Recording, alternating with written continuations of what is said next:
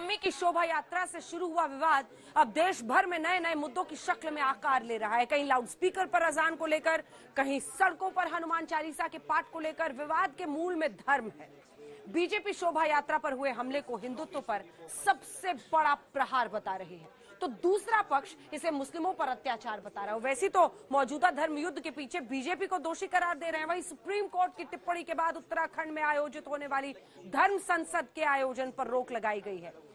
सवाल यही है कि आखिर भगवा पर जय और भय के पीछे का पूरा सच क्या है।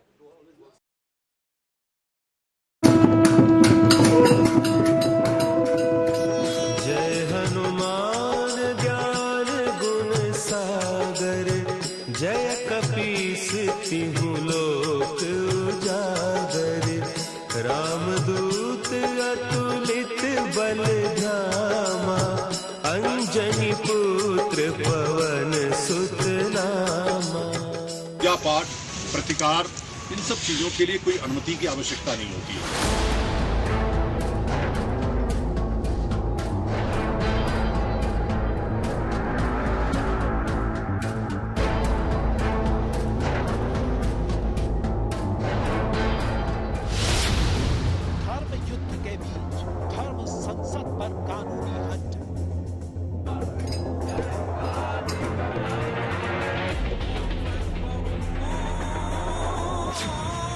हरिद्वार में धर्म वाली महापंचायत पर रोक। यहाँ पर एकत्र होना गैर कानूनी है।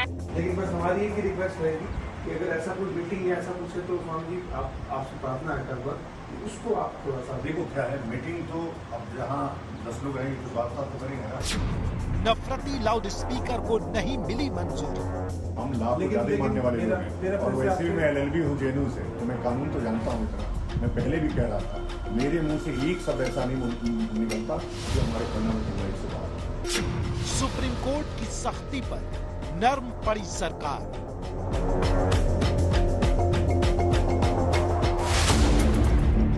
भड़काऊ गैंग का नया टेप आ गया है। अब आप भी हमारा अनुरोध स्वीकार कर लीजिए। आप कल सुबह तक इमाम को गिरफ्तार कर लीजिए, हम गिरफ्तार। नफरती जुबान, बाबा की भड़काऊ दुकान। अभी जहरीली जुबान वाले कालीचरण महाराज को जमानत पर जेल से बाहर आए ज्यादा दिन नहीं हुए। मोहनदास करमचंद गांधी ने सत्यानाश किया। वो नाथुराम गोडसे जी को नमस्कार है।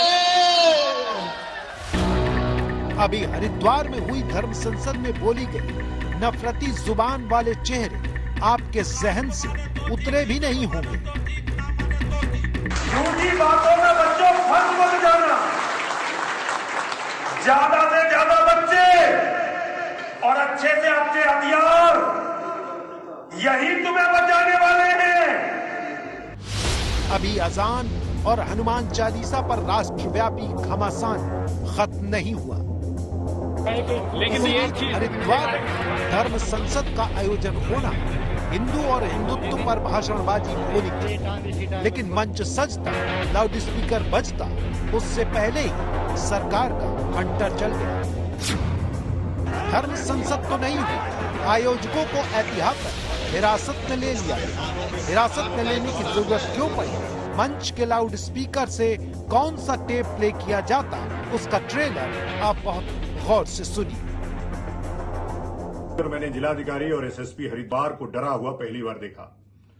ये लोग, अब सोचिए, हम शांतिपूर्वक एक पंचायत कर रहे हैं, एक महापंचायत कर रहे हैं, उसमें उसके आयोजक और काली सेना के राज्य संयोजक स्वामी दिनेशानंद भारती जी को पुलिस आती है और कहती है कि उच्चतम न्यायालय का आदेश है कि ये पंचायत नहीं होगी। वो आदेश नहीं दिखाती है कि उच्चतम न्यायालय ने ये कहा कि आप श्योर कीजिए कि कोई हेट स्पीच नहीं होगी।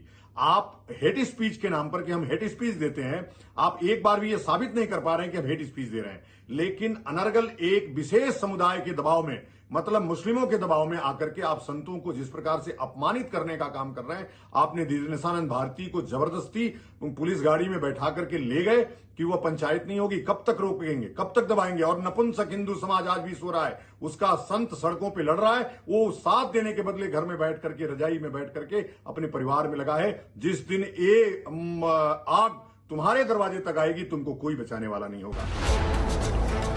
कौन है ये भड़काऊ बाबा? हरिद्वार में हिंदू महासभा के नाम पर कौन कौन चेहरे जुटने वाले थे? स्पीच की स्क्रिप्ट में क्या क्या लिखा जा चुका था? क्यों थामी सरकार ने हरिद्वार में धर्म संसद को रोक दिया? आज एक एक सच आपके सामने होगा।